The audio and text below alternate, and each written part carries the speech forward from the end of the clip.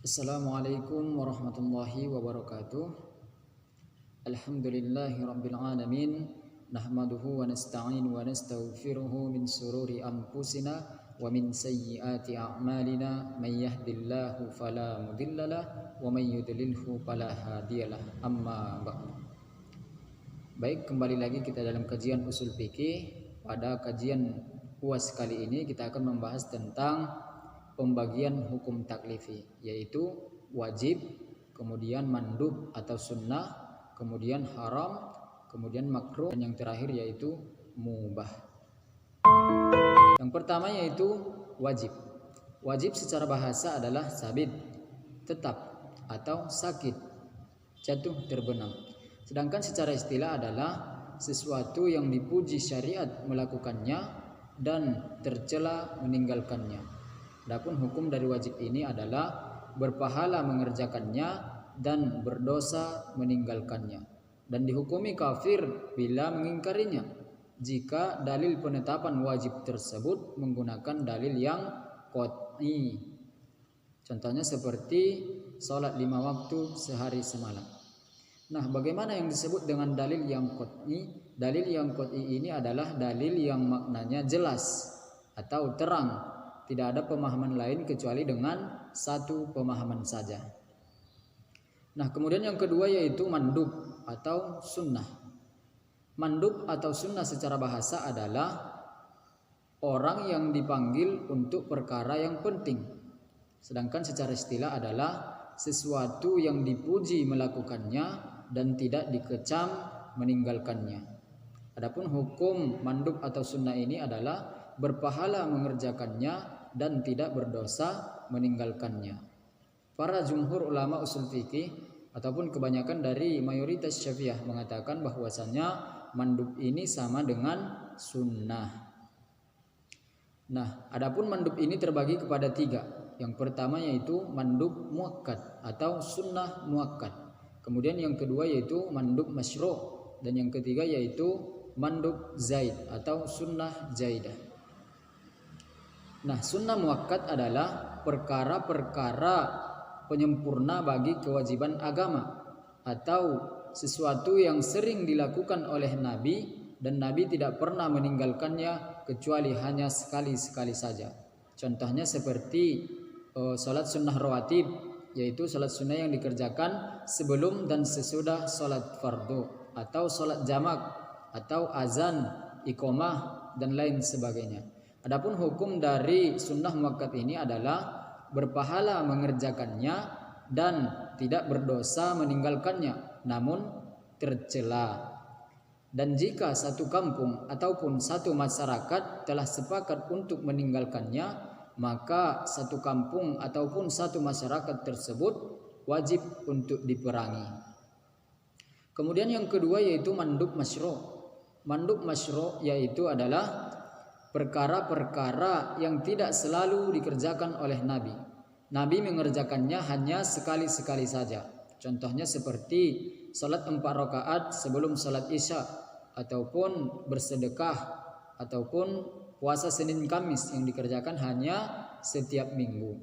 Adapun hukum dari mandub masyru' ini adalah berpahala mengerjakannya dan tidak berdosa meninggalkannya ataupun tidak tercela. Kemudian yang ketiga yaitu mandub zaid atau sunnah zaidah. Sunnah zaidah ini adalah perkara-perkara yang dilakukan oleh Nabi sebagai kebiasaan sehari-hari. Contohnya makannya Nabi, atau jalannya Nabi, atau kesukaannya Nabi, ataupun cara berpakaiannya Nabi, dan lain sebagainya.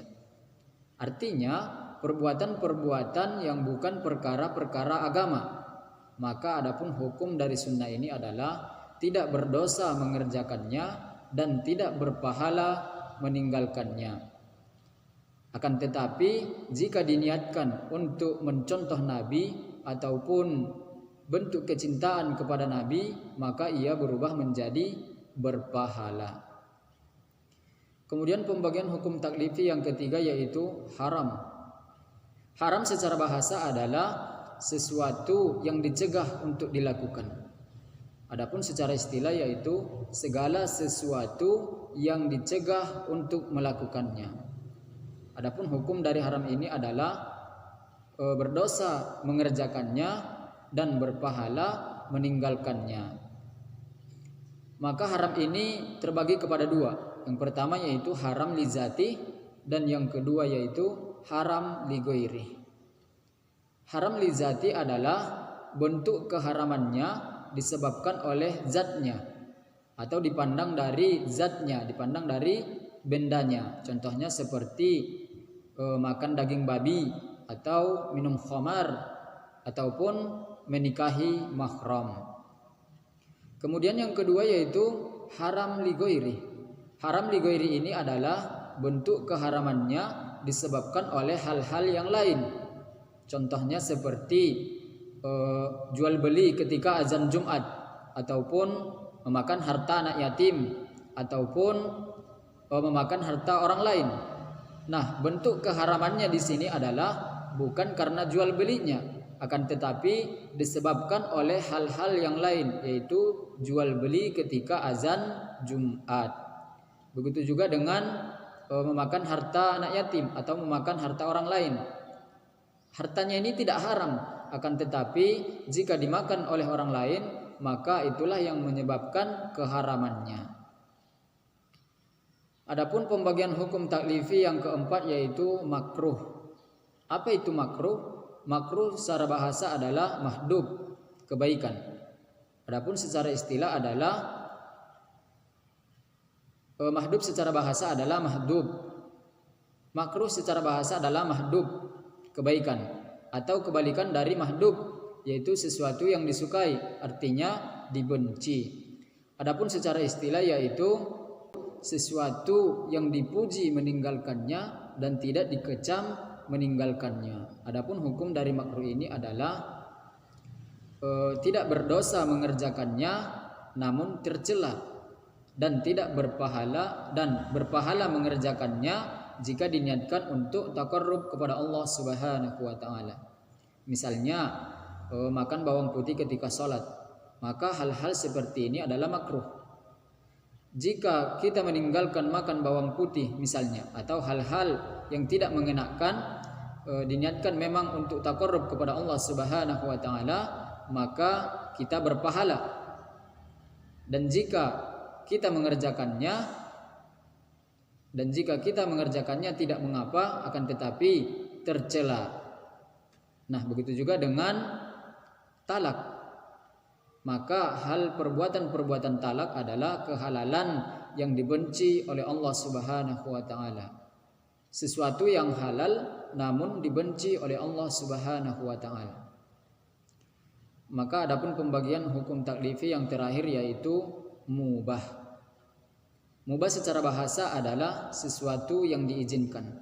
Sedangkan secara istilah yaitu sesuatu yang tidak dipuji ataupun sesuatu yang tidak tercela, baik itu melakukannya ataupun meninggalkannya. Maka adapun hukum dari mubah ini adalah tidak berdosa dan tidak berpahala, baik itu melakukannya ataupun meninggalkannya. Nah, mungkin sampai di sini yang dapat saya presentasikan. Bila mana ada kesalahan di dalam cara penyampaian, saya mohon maaf. Kepada Allah saya mohon ampun. Wabillahi taufiq wal hidayah. Wassalamualaikum warahmatullahi wabarakatuh.